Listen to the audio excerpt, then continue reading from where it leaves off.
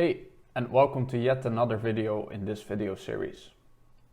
In this video, we will take a look at networking. And this video will consist of both an A and a B part.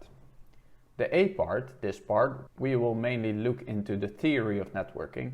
In the B part, we will look at a practical example where we will create an app that uses networking. But first, let's look into the theory in this video. So you might ask yourself, what is networking? Well, up until this point, every app that we've created mainly uses the resources in the local phone. When we are dealing with networking, we will use resources that are not saved locally, but will be saved in a database, for example. And we need to find a way to communicate with that database to get our data. And that is what we will look into today.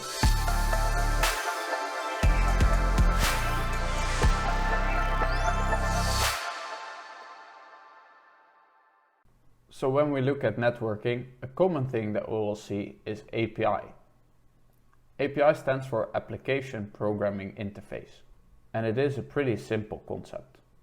An API forms the bridge between the client and the server. And the client is basically us as a programmer or the application that we create. And the server is where we will get our data from. There's three common types of APIs that we might come across. The first one being public APIs. And this is what we will use the most in this course, because public APIs are APIs that allow everyone to grab data from some sort of server. Secondly, there's partner APIs. And these partner APIs make sure that the server only communicates with certain people that, for example, have a key. And last but not least, there's private APIs. So companies that have their own applications and own servers can use private APIs to communicate with their database. Okay, so now that we know a little bit what an API is, let's look into the different kind of architectures or protocols that these APIs might use. Now, the first and far most popular protocol that API might use is the REST protocol.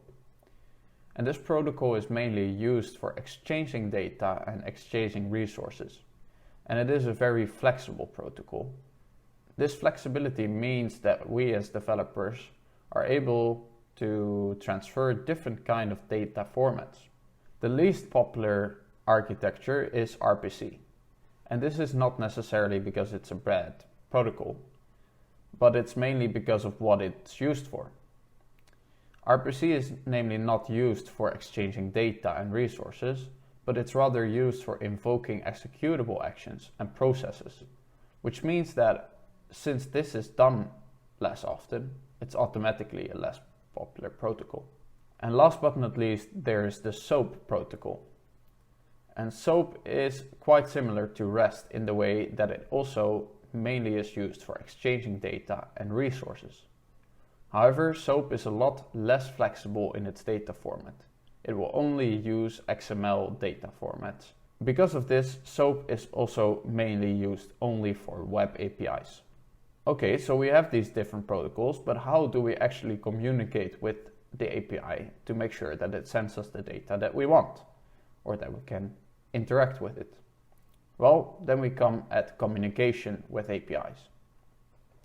So this communication goes through four methods that are most known as the HTTP methods.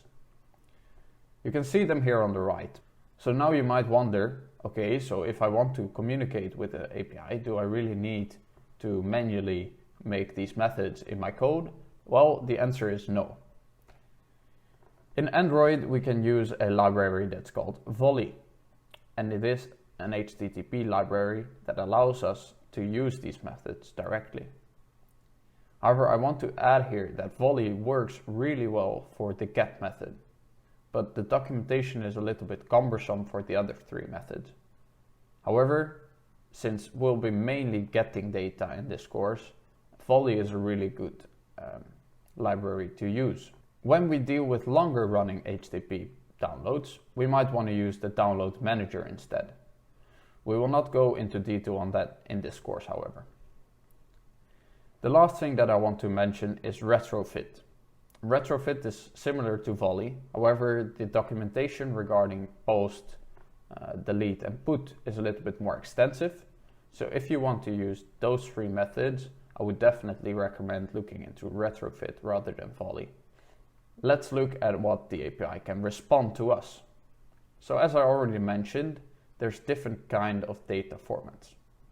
In this lecture, we will look into two of them.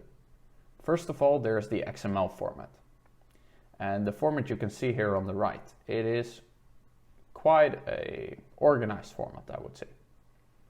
However, if we receive data like this, we cannot use it directly in our application because we might want to put it in an array list instead or create an object of it to make a model.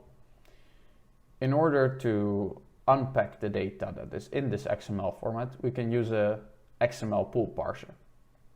However, because XML is not super popular, I won't go into detail on this parser in this course.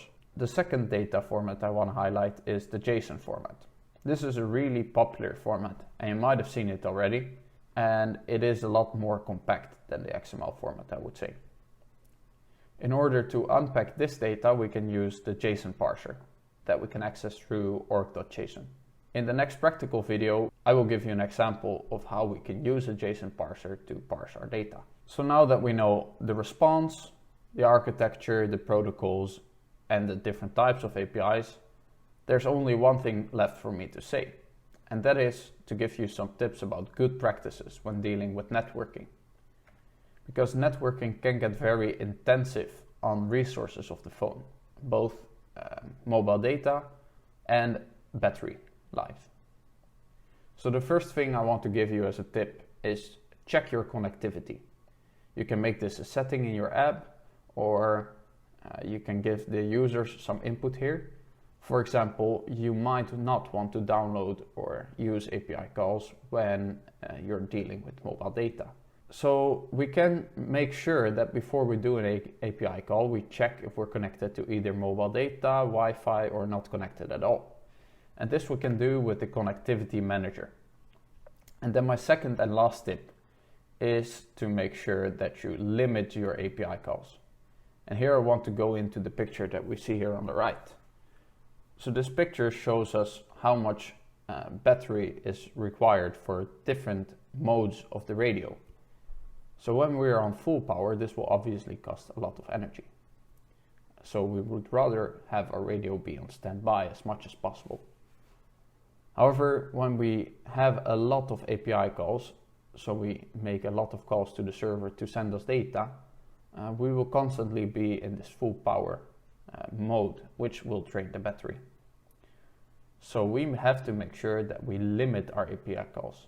And to do that, we can use three methods. So first of all, batch your work. So if you have many small API calls, batch them all together and make one big one instead. Secondly, try to reduce the operations by caching data. If we only have data on the database, we will constantly have to make API calls to make sure that we get the data. However, once we have it, we can also make sure that we store a local data cache that we can use instead of creating the API call. And finally, also make sure to defer your operations. If, for example, we're creating an app where the user logs its workout data, we can make sure that this data is only uploaded to the server once they exit the app, for example. So this was a short look into networking and how we can use APIs to do our networking. In the second video, we will look at a practical example in which we will use a joke API to create an application that will generate jokes for us. Make sure to watch that one. If you have questions about this theory, leave a comment below, and otherwise I will see you in the next video.